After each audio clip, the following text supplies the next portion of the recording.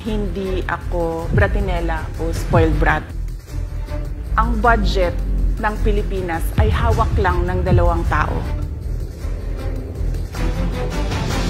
Magandang araw po, Madam Vice President. Una sa lahat, nagpapasalamat po kami sa pagkakataon na binigyan niyo po sa amin at makapagtanong po sa inyo. Pero bago po ang lahat, ma'am, ano po ba ang dahilan at nabigyan niyo po kami ng pagkakataon na magpaunlak po kayo ng interview? Maraming salamat sa pagkakataon na ibinigay sa akin ngayong araw na ito. Nagpa-interview ako dahil gusto ko na malaman ng taong bayan at ma-explain sa taong bayan kung bakit hindi ako sumasagot sa question and answer sa budget hearing ng Office of the Vice President para sa budget proposal namin 2025. Gusto ko kasi na maintindihan ng taong bayan saan ba ako nanggagaling. Madam Vice President, sa mga nakaraang linggo po, naging laman ng balita ang naganap na hearing sa House of Representatives po para sa 2025 OVP budget. May mga nagsasabi na nag-asal bratinelya daw po kayo, lalo na sa House of Representatives. Hindi daw po kasi kayo sanay na matanong sa mga bagay-bagay, kaya ganoon na lamang po ang naging asta ninyo. Ano po ang reaksyon niyo dito? Sanay ako na sumagot sa mga tanong ng mga bagay-bagay. Kaya nga, di ba, nagbibigay ako ng mga interview, kahit hindi siya arranged na interview, mga ambush interview ng media kung saan nakukuha nila yung mga katanungan ng taong bayan. Sanay ako sa ganyan. At alam ng taong bayan na hindi ako bratinela o spoiled brat dahil kilala nila ako simula nung ako ay nasa Davao pa, simula nung ako ay mayor pa, hanggang naging vice president ako. Kilala ako ng taong bayan na hindi ko inaabuso ang aking power at ang aking authority sa lahat ng mga opisina na nahawakan ko. Testigo ko ang buong bayan na hindi ako isang spoiled brat. In fact, nung ako ay lumalaki, hindi naman, ang mga kaibigan ko, hindi naman sila galing sa political na pamilya, sa mga mayayaman na pamilya, sa mga powerful na pamilya. Sila ay mga ordinaryong tao lamang at yun ang kinalakihan ko. Isang ordinaryong environment ng isang ordinaryong citizen ng ating bayan.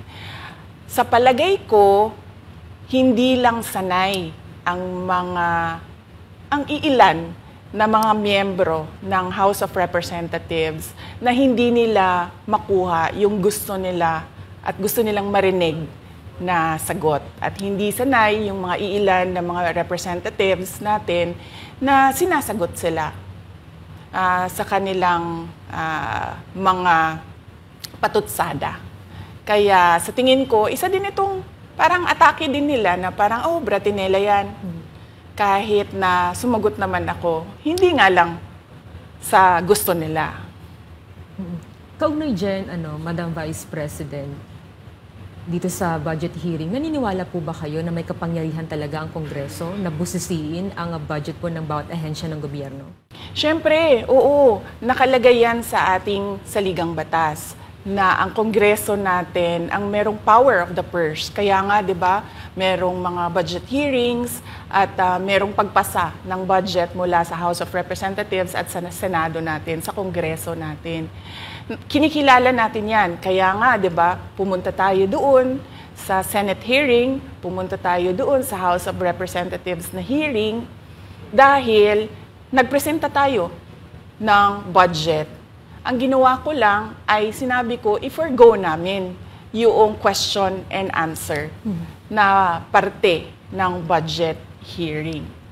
Pero kaugnay po dyan, Madam Vice President, hindi po ba dapat malaman din ng taong bayan para saan po ang pondo ng OVP? At saan po gagamitin itong panukala po for 2025? Yes. Napakahalaga sa akin na malaman ng taong bayan ang Office of the Vice President budget proposal. Kaya nga, bago kami pumunta sa Senate, bago kami pumunta sa House, ay pinublish namin yung budget proposal namin sa aming website, sa Office of the Vice President, sa social media platforms namin.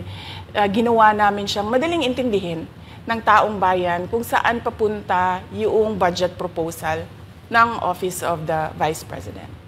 Ma'am, going back dun po kaninang sinabi nyo na yung ilang beses niyo pong sagot sa mga kongresista that you will forgo the opportunity to defend the 2025 budget proposal of the OVP and will defer to the wisdom of the Congress, bakit tila daw po iniiwasan niyo? Parang ganun po yung lumalabas daw. Oo. Kasi sinasabi ko pa ulit-ulit yon na sinasubmit namin sa Congress ang budget ng Office of the Vice President at iniiwan namin sa Kongreso ang desisyon kung ano ang gagawin nila para sa Office of the Vice President. Kaya fino-forgo na namin yung question and answer. Unang-una dahil nakikita namin na ginagamit siya ng ibang mga miyembro, iilan na mga miyembro ng Kongreso para umatake sa akin dahil hindi kami magkasama sa politika. At pangalawa, kasi ang budget ng Pilipinas ay hawak lang ng 2 tao. Isa yan sa mga rason kung bakit ako nag-resign sa Department of Education.